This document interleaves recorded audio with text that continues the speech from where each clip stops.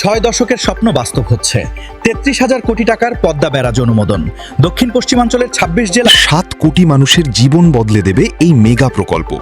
ফারাক্কার কারণে যে পানি হারিয়েছি, পদ্মা ব্যারাজই সেই সমস্যার একমাত্র সমাধান।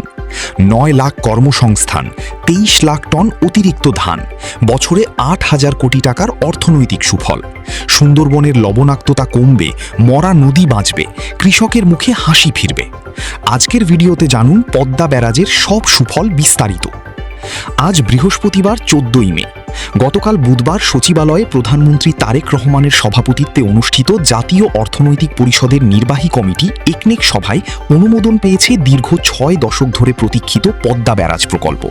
প্রাথমিক পর্যায়ে এই প্রকল্পের ব্যয় ধরা হয়েছে ৩৪,৩৪৭ কোটি টাকা।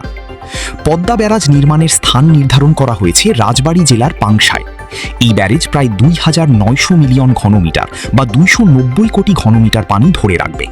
পানি সম্পদ মন্ত্রী শহীদউদ্দিন চৌধুরী অ্যানি জানিয়েছেন, এই ব্যারেজ নির্মিত হলে দক্ষিণ পশ্চিমাঞ্চলের সেচ ও পানি ব্যবস্থাপনা শক্তিশালী হয়ে উঠবে, বাড়বে কৃষি উৎপাদন। এর সুফল পাবে ২৬ জেলার প্রায় ৭ কোটি মানুষ।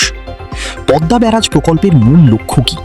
শুষ্ক মৌসুমে পদ্মা নদীতে পানির ঘাটতি মোকাবেলা, নদী ব্যবস্থার পুনরুজ্জীবন এবং দক্ষিণ পশ্চিমাঞ্চলে সামগ্রিক পানি ও পরিবেশ ব্যবস্থাপনার উন্নয়ন নিশ্চিত করা।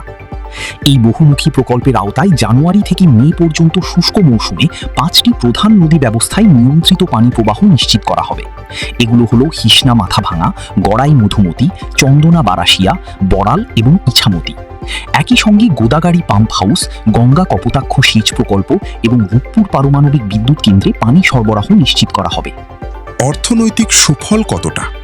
প্রকল্পটি থেকে বছরে প্রায় ৮,০০০ কোটি টাকার অর্থনৈতিক সুফল পাওয়া যেতে পারে এবং দেশের মোট দেশজ উৎপাদন বৃদ্ধিতে প্রায় ০.৪৫% অবদান রাখতে পারে। পরিবেশগত সুফলও অসাধারণ।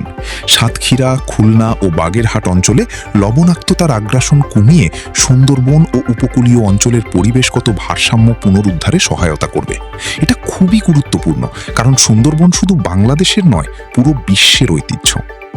এবার আসি ঐতিহাসিক পটভূমিতে। মূলত ভারতের ফারাক্কা ব্যারেজ নির্মাণ করে উজানে পানি প্রবাহ বন্ধ করার পরিপ্রেক্ষিতেই পদ্মা ব্যারেজ নির্মাণের কথা ভাবা হয়। ফারাক্কার কারণে বাংলাদেশে পদ্মার প্রবাহ মারাত্মকভাবে হ্রাস পেয়েছে। ভারত ১৯৭৫ সালে ফারাক্কা চালু করার পর থেকেই শুষ্ক মৌসুমে গঙ্গার পানি একতরফাভাবে প্রত্যাহার করে নিচ্ছে। এতে দেশের কৃষি, মৎস্য, বনায়ন, নৌ চলাচল, পানির প্রাপ্যতা এবং বাস্তুতন্ত্র মারাত্মকভাবে ক্ষতিগ্রস্ত হচ্ছে। স্বাদু পানির প্রবাহ হ্রাসের কারণে ম্যানগ্রোভ বন, সুন্দরবন এবং এর জীববৈচিত্র্য ক্ষতিগ্রস্ত হয়েছে। শুষ্ক মৌসুমে সুন্দরবনের আশেপাশের নদী এবং খালগুলোতে লবণাক্ততার উচ্চ ঘনত্বের কারণে গুরুতর হুমকির সম্মুখীন হয়েছে।